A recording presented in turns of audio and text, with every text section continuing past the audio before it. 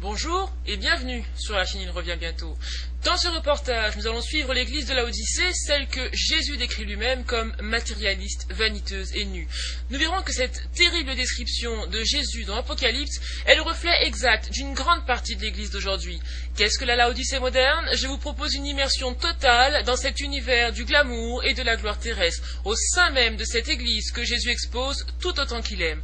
Laodicée, chronique d'une décadence annoncée, c'est un reportage exclusif sur la chaîne Il revient bientôt. And you forget that you're only there to represent him, but then sometimes you think that you got to represent yourself.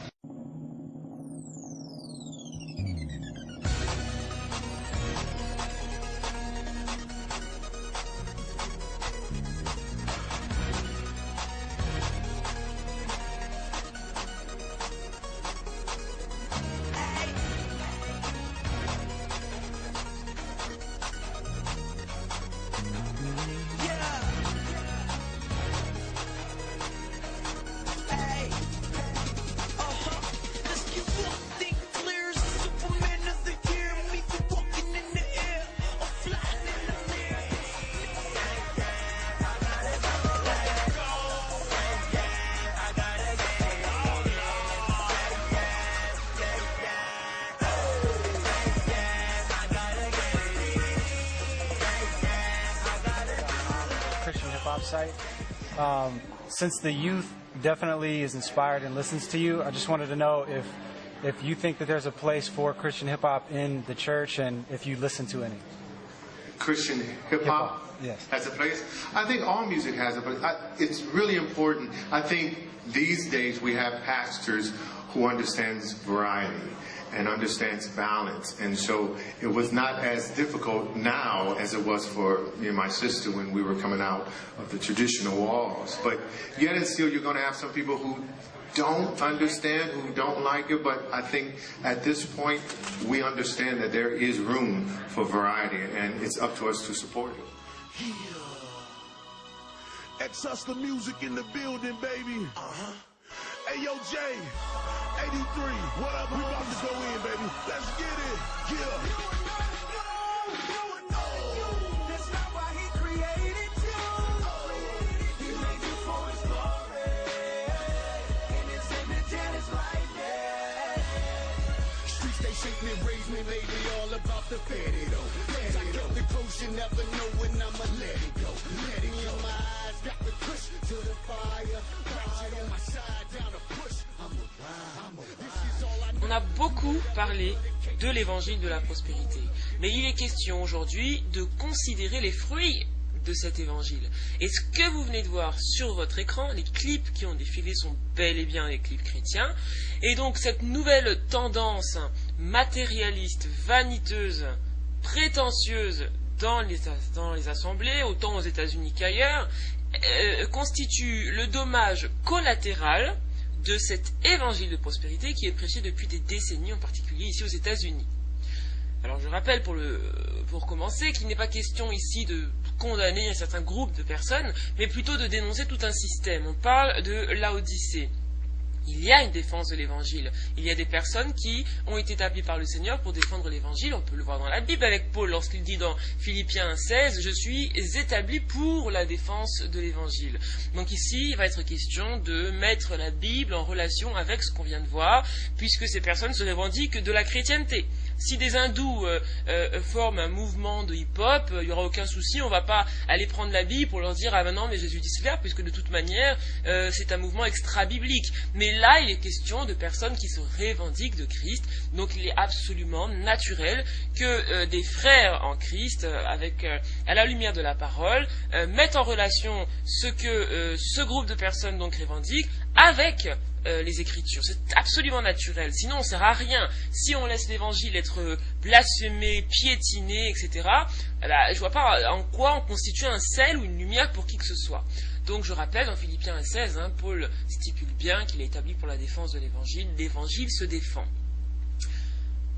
Deux choses apparaissent dans ces vidéos de manière absolument révoltante. C'est d'abord un engouement puéril pour les richesses. Qu'est-ce que la Bible dit par rapport aux richesses dans le monde chrétien?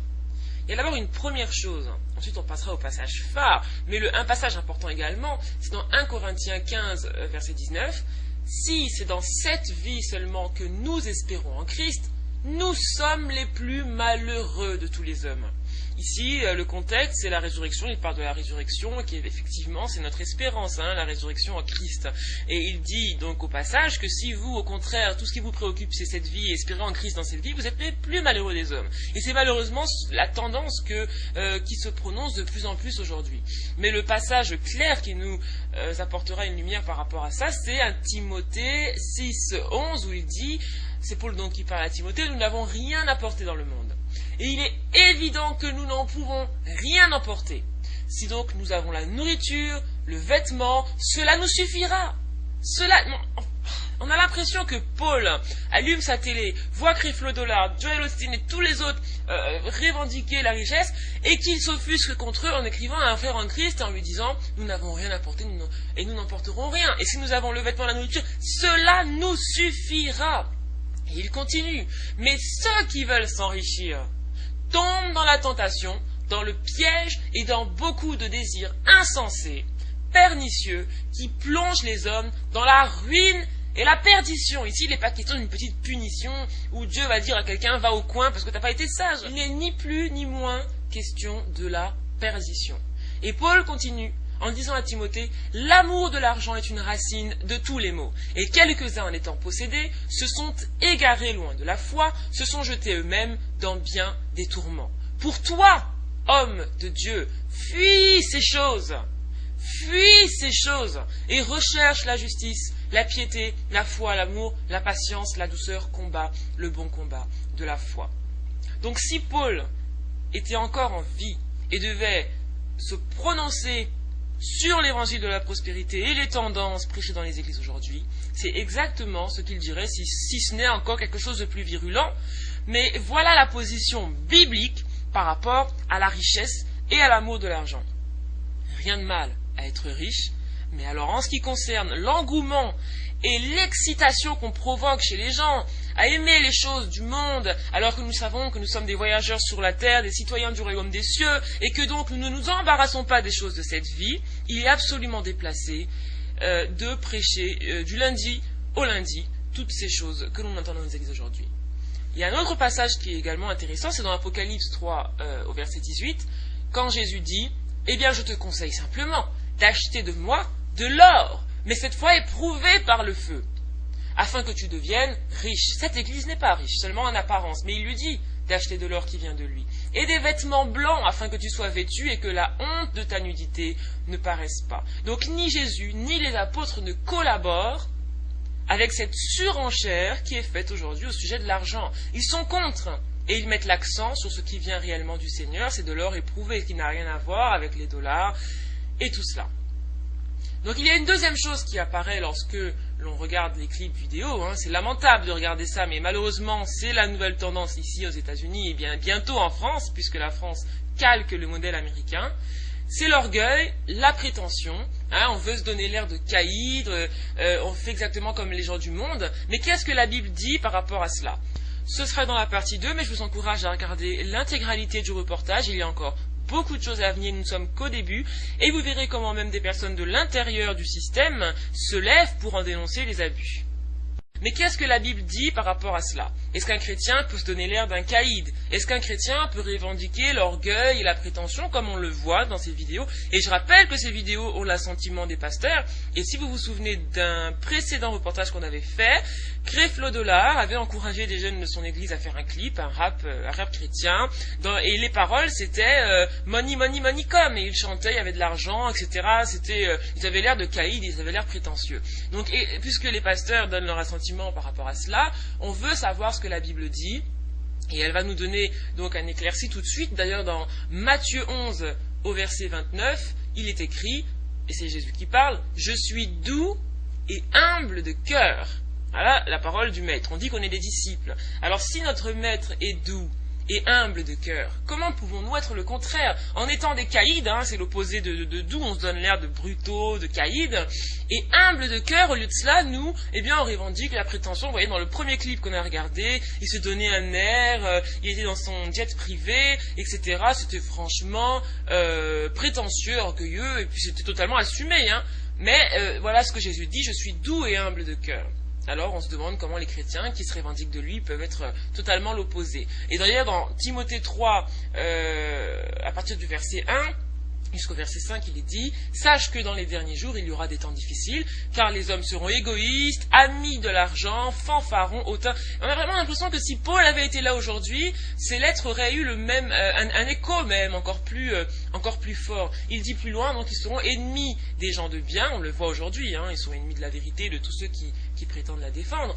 Donc traite, emportés, enflés d'orgueil, important de le souligner, aimant le plaisir plus que Dieu, ayant l'apparence de la piété, mais même plus, maintenant on n'a même plus l'apparence de la piété, mais reniant ce qui en fait la force. Éloigne-toi de ces hommes-là. Donc que personne ne vous séduise parce que la Bible est farouchement opposée à ce qui se passe aujourd'hui. On a beau prendre des versets de l'Ancien Testament, un verset par-ci, un verset par-là, ça me rappelle le rugby. Donc j'ai l'impression que celui qui veut créer sa fausse doctrine, il est comme l'homme qui tient le ballon fort, et ce ballon, donc c'est le verset biblique qui doit valider la doctrine. Un tas d'autres personnes vont se jeter sur lui pour l'arrêter, ça c'est des versets bibliques qui viennent nous dire mais non, mais il n'y a pas de cohérence, il faut prendre en compte le reste du texte biblique, et donc il va essayer de courir et de franchir la ligne pour pouvoir valider sa doctrine en ignorant superbement tout ce qui a pu être dit dans le même sujet, dans la même lancée, sur ce thème-là. En lisant Paul, on n'a pas vraiment l'impression que d'être enflé d'orgueil, d'être fanfaron et orgueilleux soit un signe de grande spiritualité, mais je vous laisse apprécier. Dans Philippiens 2, au verset 2, il nous est dit « Ne faites rien par esprit de parti ou par vaine gloire, mais que l'humilité vous fasse regarder les autres comme étant au-dessus de vous-même. » Colossiens 3, 12 nous dit « Revêtez-vous d'entrailles de miséricorde, de bonté, d'humilité, de douceur, de patience. » Matthieu 18, verset 4 nous dit « C'est pourquoi quiconque se rendra humble comme ce petit enfant sera le plus grand dans le royaume des cieux. » Et on termine avec 1 Pierre 5, 5 « Dans vos rapports mutuels, revêtez-vous d'humilité, car Dieu résiste aux orgueilleux, mais il fait grâce aux humbles. Humiliez-vous donc sous la puissante main de Dieu, afin qu'il vous élève au temps convenable. » C'est lui qui élève, on ne s'élève pas soi-même, et tous ces passages, je pense, nous recadrent de manière satisfaisante sur ce que la Bible a à dire au sujet de l'humilité et de l'orgueil. Alors, je suis sûr que beaucoup d'entre vous, et très justement d'ailleurs, se demandent comment l'Église en est arrivée là. Comment est-ce possible que des jeunes d'église aujourd'hui s'affichent à côté de grosses voitures, prennent des allures de caïds, sans se sentir alarmés, sans s'en vouloir de quoi que ce soit? On le comprend mieux lorsqu'on met cela en perspective avec l'évangile de prospérité. On en revient toujours là, puisque effectivement c'est ça qui a légitimé dans le cœur des jeunes et puis des personnes en général, cet appât du gain, cet amour des richesses, du monde et des choses de la terre. Hein. À force d'avoir entendu « Allez, posséder, dominer, assujettissez, vous devez être dans l'excellence financière, etc. » Eh bien, ça a fait tomber les barrières qui auraient pu demeurer de ce que l'Évangile a enseigné au fil des siècles à l'humanité. Donc on va revenir maintenant sur ces pasteurs qui sont donc malheureusement à la base de ce système babylonien. Mais en fait, pasteur, pour moi, c'est même pas le mot adapté. Parce qu'un pasteur, c'est un serviteur du peuple. On l'a oublié, ça. Hein. On se voit des pasteurs qui se font porter leur Bible, des pasteurs à qui on donne de l'eau, qu'on sert comme s'ils étaient des rois. Alors que dans le modèle biblique, Jésus a dit à ses disciples, hein, je vous ai lavé les pieds, faites-en de même, soyez les serviteurs les uns des autres, que personne ne domine sur les autres. Donc on voit bien qu'on s'est éloigné du modèle biblique pastoral. Et je ne peux pas les qualifier de pasteurs parce que ce sont des stars. On assiste à une pipolisation du religieux aujourd'hui. Alors c'est des stars, ils prennent des photos, c'est le glamour, hein, c'est la gloire, et avec tout cela, les scandales. Et après on retrouve ces pasteurs dans des situations plus ou moins douteuses.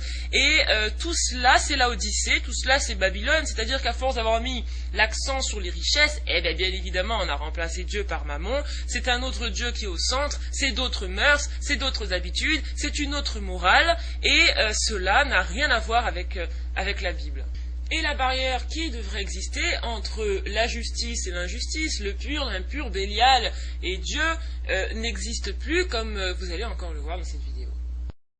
Well, it's a little late in the evening. We have been at the studio all night, all day, recording We Are the World for the 25th year anniversary.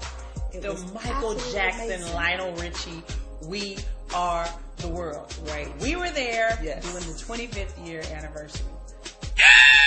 Oh my God! It was great. You know, we haven't talked to y'all in a while, but after a night like tonight, I was like, we got to take a minute to tell the people what's been going on. But today, everybody from Celine Dion to Quincy Jones to Vince Vaughn, Josh Groban, Miley Cyrus, Snoop Dogg, Lil Weezy. Everybody was in the room there. Jusqu'ici, on avait vu deux caractéristiques de l'église de Laodicée, l'amour des richesses et l'orgueil, la prétention, qui vient bien évidemment des richesses. Troisièmement, c'est cette absence de séparation entre ce qui est juste, ce qui est injuste, ce qui est pur, ce qui est impur, entre Bélial et Dieu. Il n'y a pas de séparation. Donc elles expriment leur jubilation, extrêmement sincère, d'avoir pu chanter, reprendre ce chant de Michael Jackson et Lionel Richie. On n'a pas besoin de revenir sur ces artistes. Nous savons qu'ici, il n'est pas question de la Bible, de Dieu, de la sainteté, hein, c'est le monde, c'est le talent au service du diable, au service de la débauche, au service du péché.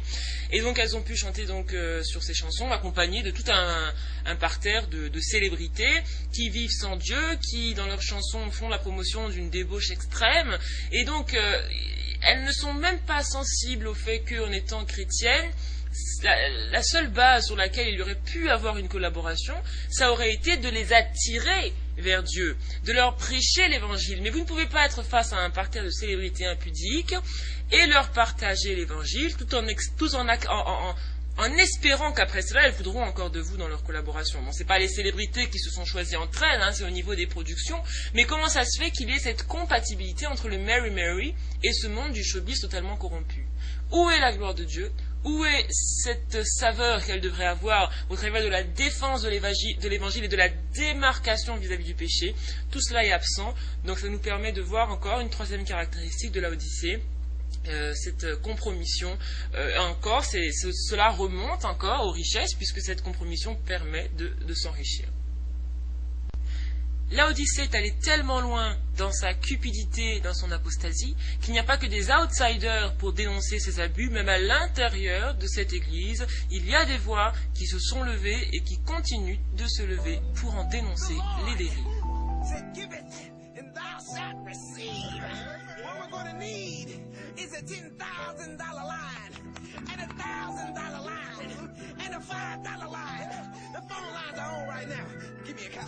TV on real late one night. Pastor said, God wanna change my life, make me rich. New car to drive, big house, vacations all the time. Damn, I wanna live that dream. He said he could see me through the screen. He said he knew what I needed. He said he could talk to Jesus for the low, low price. You too can live a glamorous life. You too can have the blood of Christ. 3 easy payments, order tonight. $29.95. Okay. Let me know when that arrives. Okay. The driver's outside, little church free, but you gotta pay tithes.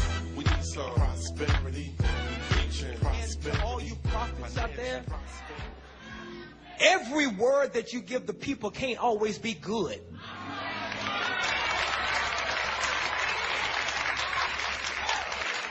It's like, when is the last time some so-called prophet has told you that the lifestyle you are living is standing in the way of God blessing your life? Yeah. That God is not going to bless mess. Mm-hmm. And you can't be afraid of losing members. You can't be afraid of losing choir members. You can't be afraid of losing good musicians. You can't be afraid of losing good friends. You can't be afraid of losing a pretty woman in your life or a good-looking man. God will not breathe on mess. When Nathan came to David,